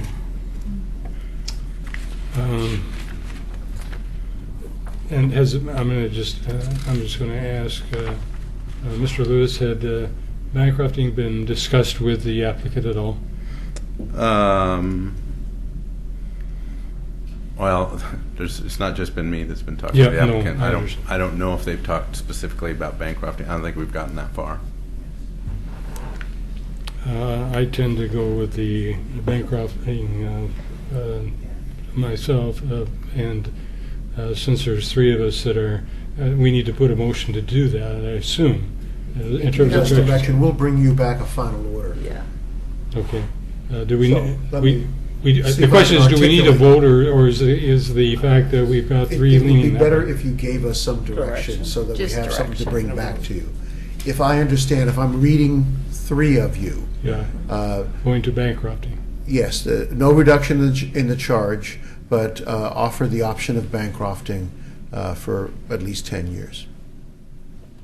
Now, Commissioner Paulney, is that correct? Commissioner Smith? And myself? Yes. I think you have direction from a majority of the commission. Okay. We'll be back at the next commission meeting. Now, do we open the public hearing again at the next commission meeting? It's a final order adoption. You've closed the hearing. Okay, thank you. Wait. Yes, sir. Mayor, I need to clarify, our bankrupting procedures currently under code allow for a 9% interest rate, which may not be desirable to the applicant, so I just wanted to make that clear. That's established by reference to the state statute, which is the rate of interest. Do we under have state any law. discretion on that? I'm I'll going to look leave at our that attorney. discussion to the attorney, because that could be an area of exception, but again, we're talking I'd about be the code. hesitant to do that because you're basically giving public funds. So that's 9%? 9%. A year? Or over the Annual. period? Annual. That's a lot of money. Annual 9%. So what the mayor and commission, what you're talking about in that case is following current code, current policy, which allows for financing of SDCs. So that wouldn't be granting any exception that we don't already allow, and it would be keeping in with our current policy of collecting full SDCs. And Well, thanks for that clarification. I think that's an important clarification. Mayor, if I Yeah. could, I'd like to say to the appellants that for certain I'm sitting in the back and understanding where our commission's coming from. And by all means, when you mentioned it feels like half the commission is kind of on your side, I promise you everyone's on your side from Yeah. the standpoint of wanting you Everyone's to be on here your side. and respecting your business, doctor, and really having a passion for you to be successful. And then the struggle with that is the other component, which is to have a vibrant community that has strong infrastructure. And how do you weigh development coming in on a property that hadn't paid SDCs in the past to ratepayers possibly making up that shortfall? And that's not personal to you at all. I just want you to know that the commission really wants to have a great business here, and at the same time, it's how do we make a community that's going to function via infrastructure and not have somebody else pay for it. So I want to clarify that so that whatever happens, you know that everyone, I think, is a supporter of you. I'm Mr. gonna Mayor, ask- not to drag this out No. inordinately, you have two decisions to make. The one is really, you don't have much play with, which is the Bancrofting decision. You do have some on the actual SDC charge, but you have to have a rationale for it and for the amount. If you're going to make any differentiation between what the city authorizes, only you have that power. The Public Works Director does not have that power. He must administer the code that you adopted. Yeah, well, I'm about to change my opinion. I didn't know we had a 9% interest rate. I think we need to find a way to actually, they say reduction, we were talking about credits, but what was the impact of the previous development versus what is the impact of this current development, and find some basis for a reduction. Yeah. So I think I've switched sides on this thing. I mean, bankrupting sounded like a wonderful thing, and then I thought about 9% interest 9% rate. high. which Yeah. I 9% resolved it. very high. Very high. So, Mayor, would you like, but I'm gonna ask if, well, of course, that makes it 3 the other direction, but I'm just gonna check with both Commissioner Paul and Commissioner Smith again on this, because I'm basically changing my opinion here mid-course. You can do that. I know I can, but do you have any feelings one way or the other about the change? Well, I heard 1% first. Yes, and I then, did. And then I heard 9%. Yeah. And that's a big difference. Right. And That is a big does, difference. That just changed things. Mayor, can I make a suggestion? Well, let's have just a little bit more dialogue here, and then we'll get your. Might help with your dialogue. Oh no, we want our own dialogue. What I was going to say, we might be offering a different direction to you than the one that we were saying earlier. It'd be great if we're going to get a consensus across the board. We may not be able to do so. Go ahead. Well, I don't think you're going to be able to forge a defensible response tonight. But as the city attorney mentioned, if you're inclined to give us a general direction to go back and work with the applicant and try to find a reasonable compromise that works for them and allows them to proceed, but is less onerous than the full STC with a 9% interest rate, we will work on that with our attorney and try to come up with something and bring back to you. There's one thing that we have to do, and actually Commissioner Roth alluded to it. We've got to make the circumstances specific in terms of this offering. We don't want to be... That's what we would be trying to do. Right, and so... Because we don't want that slippery slope for you. Right. This Right. may be an exceptional case, but there will be... Other exceptional cases. Yeah. I understand. There's one right down the street from us. Yes, right That across the burnt street. down. Yes. Exactly. Yes. Same thing. Very Yes. similar Yes. circumstance. But the Exactly. purchases and the economic downturn weren't the same. The purchase time of that property, the economic downturn was not the same time frame. The fire and the economic downturn was the same. So, So It was. is there a consensus that we use all of our creativity and discretion that we have, work with our attorney and the applicant to try to come up with a compromise that works for them and provides you with some semblance of defensible solid ground upon which to rest your decision? yes. And we'll try to start on that right away, and we'll be in touch with the applicant and see what we can come up with and bring back something for your consideration. All right. Okay. Thank you. So what you might do is continue this to our next regular meeting. Yes. And did you have anything else to say, Mike? I have you back on the list again. I do. I just wanted to say that in terms of offering the 9%, I want to make sure that that was really clear to the commission. And as part of city manager's recommendation that we look at other alternatives, one could be to discuss with the attorney if that rate can be adjusted, which I think would be more consistent with your original intention, Mayor, and also respectful of the process of collecting SDCs to allow development to pay for the infrastructure that's needed for the city. Okay. You have the direction then. Move to You better make a continue. motion to continue to the next Yeah. meeting. Move to continue. What do I This matter till the next regular scheduled meeting of the There you commission. go. I Moved by, second that. and moved by Commissioner Munn, and I'll look at who's coming up here in the seconder. Carol? Carol, I think. It didn't work. It didn't work. And then, well, Mine didn't work. you know, yours There we came go. up, and There we then go. Commissioner Pauly is listed as a seconder. The vote plays.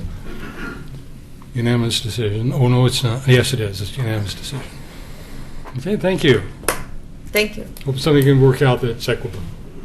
Now, will the public hearing be reopened? It will not be reopened. This will be, so, but you're in negotiations, so. Right. Unless new facts are presented, there's no basis for reopening the hearing. Right. Okay. With that, I got to check. I believe we've got a second reading coming up next. Yeah, second reading of ordinance 14-1001, a zone change from R10, single-family dwelling district, to R8, single-family dwelling unit. This is a second reading. We don't have to open the public hearing again. So, Do you want me to read the ordinance? well, we'll get a motion to that effect. Moved by? Move to approve second reading and final adoption. Second. Okay, moved by Commissioner Mum, second by Commissioner Smith. Second reading, please. This is ordinance number 14-1001, an ordinance amending Title 17 zoning, Chapter 17.06.030 of the official zoning map of the Oregon City Municipal Code by changing the properties identified as Clackamas County Map 32E06BC, tax lots 2000, 1801, 3100, 1700, 1800, and 1601 from R10 single-family dwelling district to R8 single-family dwelling district. The vote, please. Unanimously passes. The next item is also second reading, ordinance 14-1002, a zone change from R10 single-family dwelling unit to R8 single-family dwelling district for multiple properties near Central Point Road. Move to approve second reading and final adoption. Commissioner Mum, seconded by Commissioner Polly. Second reading, please. This is ordinance number 14-1002, an ordinance amending Title 17 zoning, Chapter 17.06.030 of the official zoning map of the Oregon City Municipal Code by changing the properties identified as Clackamas County Map 3-1E-12D, tax lots 1701, 1593, 1503, 1600, and Clackamas County Map 32E07C, tax lot 1003, from R10 single-family dwelling district to R8 single-family dwelling district. The vote, please. Again, unanimous. For the record, I'd like to point out that the mayor had actually waited for the second reading before he called for the vote. I know. Put that on the record. Yeah, thank you. And I would like to point out something too.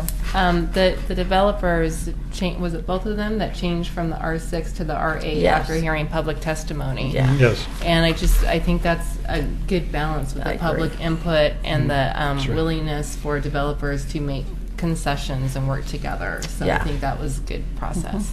I agree. Very good. A motion to approve the consent agenda, please. Move to approve the consent agenda. Second. Motion has been put, Commissioner Mum, and then Carol Polly for the second. And a unanimous approval. We'll go on to the report of the city manager. Thank you, Your Honor. Before we start tonight, I want to apologize Keys. to Keys. Somebody's got keys up. somebody lost their keys. All right. First, I want to apologize to Captain Bill Clure because we haven't had a chance to update his name tag over there, and we've got him demoted. gee whiz. Okay. So I think somebody actually tonight referred to him as Lieutenant Clure because he's been Lieutenant Clure for so That was long. my fault. I did Yes. But I don't know I know the chief's the top, then I get confused. and we don't have privates, do we, in the police force? So the whole system's confusing to me. But So, Mayor, you started the meeting tonight by talking a little bit about the library bond measure, and I'm really excited about that. I want to also say a few words about Maureen Cole and her leadership on this project so far. I mean, for public employees, when we look at asking voters to pay for public structures that we know you need to have, that always seems like the biggest part of the mountain to get over. And then when you get over it, you realize there's another mountain. And so when I started here in Oregon City 4 days before I came to work here on my first day, the commission had decided they were going to move the library to Eastham School.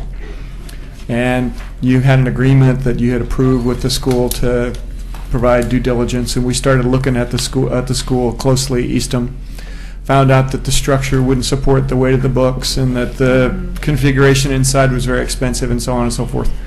And I was just getting to know many of the people that work here, and Maureen came into my office, and I'm going to reveal a confidence, but she said to me, she said, I've never actually built a library. And we had a long pep talk, and I said, don't worry, there's going to be lots of people helping you. Oh, yes. But Maureen has stepped up and, become more or less a contractor. I mean, the amount of knowledge that she's assimilated and all the traveling, she's done quite a bit of traveling to not just different jurisdictions here in Oregon, but she's been as part of a team going to Denver and other locations to look at facilities they've built.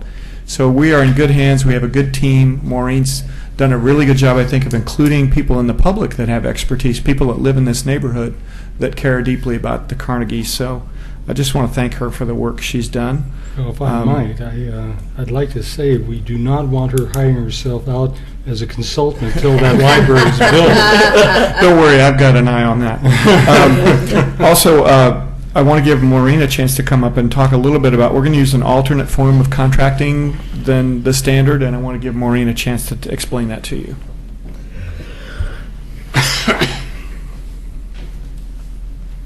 Well, thanks, Dave. I want one of those awards like those guys. They're building to build first. Yeah, right. I gotta earn it. Yeah, gotta earn it. But I do want to say thanks to the commission for all your support through this process, because without that, the unanimous support, I mean, the public would look at this completely different without that. Yeah. So I really congratulate you and thank you so much for that. And I have always felt supported by you and City Hall, and David's been fantastic. It really means a lot. So we are up and running, and we did not wait one single day to get going on the next step, which I want to explain just a little bit to you, because we will have stuff coming forward in the next couple of meetings on this. And there's a couple of reasons for doing it this way. But in a regular build, the architect draws the drawings, and then the contractor comes in and builds the buildings based on the drawings. That's kind of the standard way of doing construction.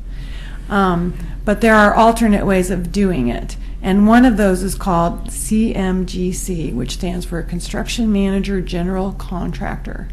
And if you do it that way, what happens is the contractor comes in early on in the design process and works with the architect so that he, she, whoever the firm, always has an eye on the construction aspect of things. So, and they know, of course, the latest prices on everything, and they can be making recommendations like, that electrical thing you're doing there is just not going to work. That plumbing is just not going to work. We can do steel cheaper than wood right now.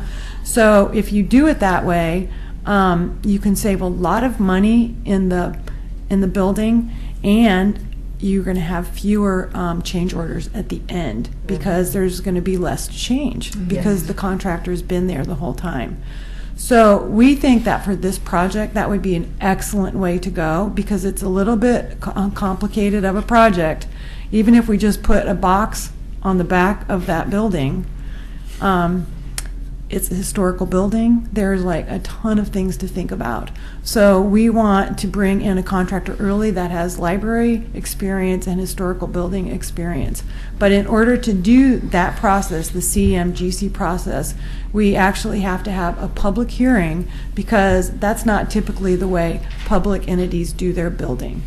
So today we posted in the Daily Journal of Commerce, we posted a notice of public hearing that we will bring to you at our meeting of June 4th, findings stating why this is the appropriate way to build. And at that point in time, then we'll have a resolution that goes with it. The findings are posted on our website, or people can get that from us. So that's according to the legal process that has to be followed for this. And then the other thing we posted today was notice that we have an RFP out for the contractor. And one of the reasons we want to jump on board getting the contractor so quickly is not just that we want to jump on doing the design process and everything, but the statute regulating all this is going to change on July 1st. And it will just be a little bit harder to do. So our city attorney advised us that if we are want to do it this way, now is the time, let's get it done. And you know, when we post an RFP, which is the request for proposal, we always post our form of contract with it, and this is a special contract that actually our attorneys had help drawing up because it's a little different than our regular city contract because it has to be integrated with the architect so they're not duplicating things, so it fits together. Very, very integrated process.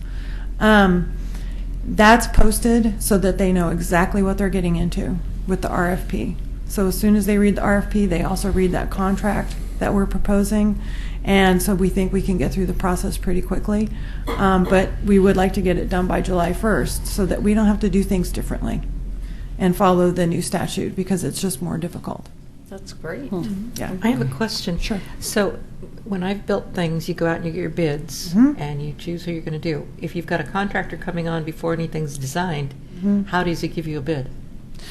Well, you have something called, what is it called? The GMP? Guaranteed maximum price. Right. Yeah. So, yeah, he can't bid it as, yeah, because he doesn't know what the project is going to fully entail. But that's worked out through this negotiation process. They can only go up so high based on what they think at the time. And then you work things out. Yeah, so it's a little bit different process. Yeah. And that's why you want to go through the legal process.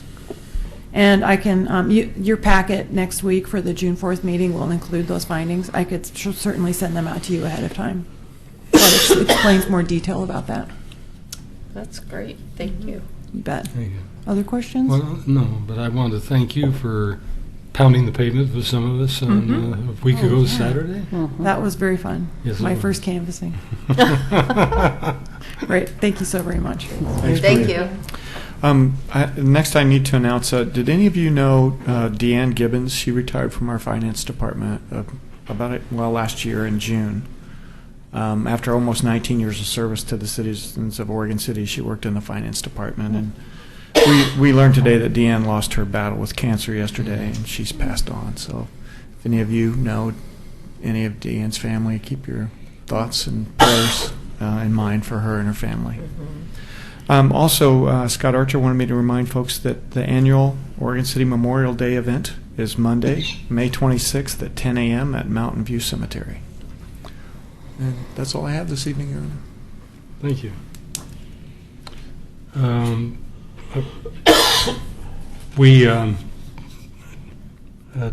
Tony Conkle, David Frazier, Carol Pauley, and myself, and the two of us, because we're part of the Legacy Project team, met with what is now Falls Legacy LLC. That was Mega Rock that had actually put forward the offer and closed on the date. It was May 7th, I guess, was the date it was supposed to close, and did so. I regard it as an extremely positive meeting. I had concerns going into it, but it appeared to me that they had wanted a project developed there that recognized the historical significance of the site, recognized the importance to very early on get public access to the falls, and I was pleased with the meeting. Carol might want to comment on that a bit later. I don't know what other meetings may have transpired at this point between staff and them, but it was positive, and you may want to comment after I'm finished making that report. I think that was probably I would say probably one of the most significant things that has transpired over the last 2 weeks in terms of my involvement. Anybody else wish to make a report? And I'll start with Carol Paul. I'll just add on to that a little bit.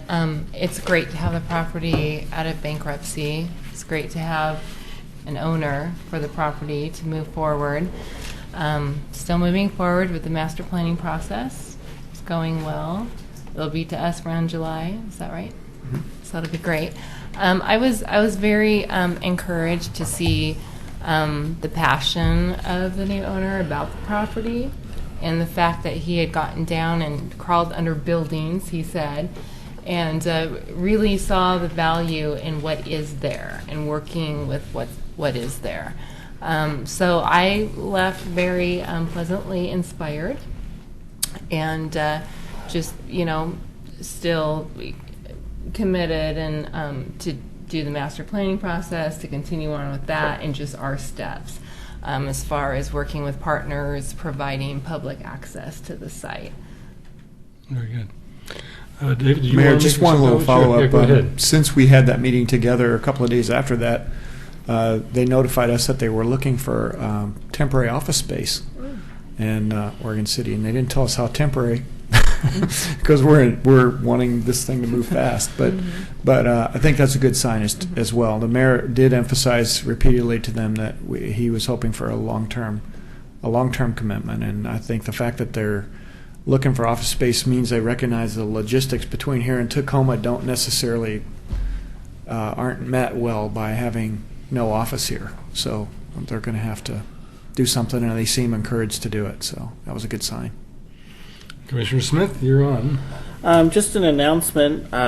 The high school play opened tonight, and so I'll be there the next 3 nights. It goes through Saturday night, and it's To Kill a Mockingbird, and there's a lot of students involved, a lot of staff involved in that show, and so I recommend you go see that.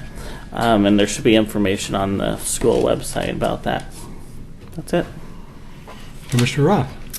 Okay, a couple things. I attended the Strait Cemetery celebration to commemorate the work that was done there, and really had a great time with the youth that had worked on the project.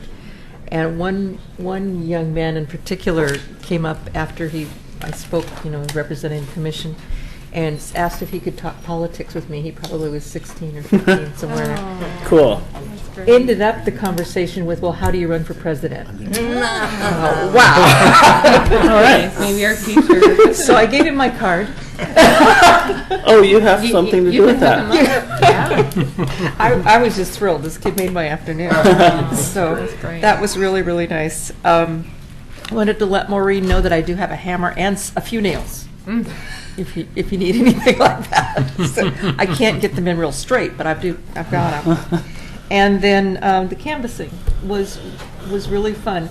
I have been telling everybody I was pleased with the 67%, but in a way, in my mind, I was kind of expecting 99%, because when we were out there canvassing, I had 3 people tell me in the time that we were out canvassing, no, I'm absolutely not. And one man said, don't tell me anything about anything, and shut the door. And so I thought, well, I'm sure he's not going to vote for this.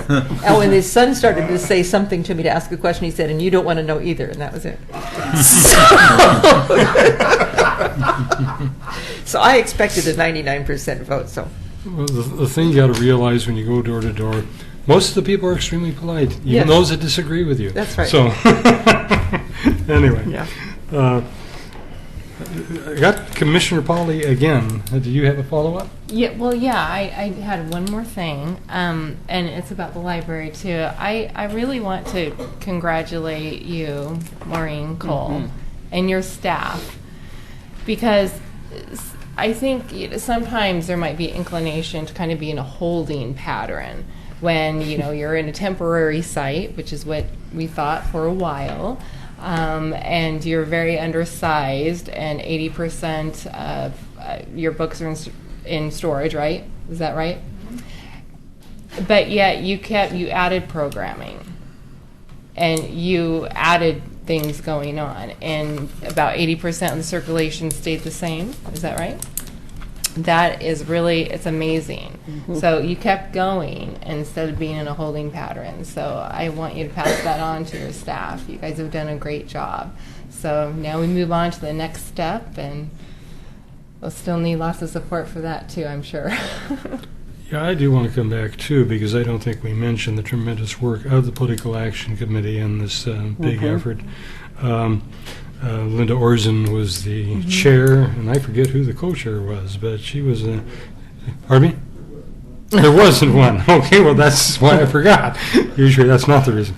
Anyway, we had many members, people here in the current audience and so forth that participated in it. People from the Chamber of Commerce were involved. School district were involved. I wanted to make special notice of Wendell Baskin, who used to, in fact, work with the school district. He put together the precinct breakout, the areas that people were going to. I think he's the same person that organized the fire district annexation. He organized that. In my recollection, that was roughly two-thirds vote in favor of that. So he had tremendous organizing capabilities.